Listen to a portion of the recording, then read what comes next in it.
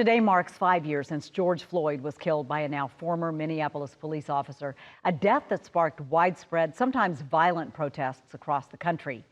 In Atlanta, day one of those protests was peaceful during the day, but then it turned violent at night, and that led then Mayor Keisha Lance Bottoms to impose a curfew and plead with protesters to not resort to violence. Following that, there were 6 more days of protests in Atlanta that remained largely peaceful.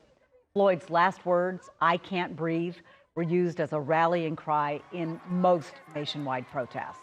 The 46-year-old died when former officer Derek Chauvin pressed his knee into Floyd's neck for 9 minutes, and 3 other officers watched him do it.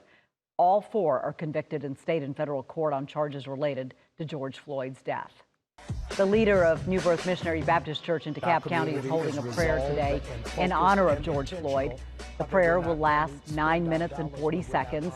That's, again, the amount of time that Chauvin's knee was on Floyd's neck. And it's happening at noon at Target in Conyers. And the reason it's at Target is this is part of a protest of the retail giant rolling back its diversity, equity, and inclusion policies.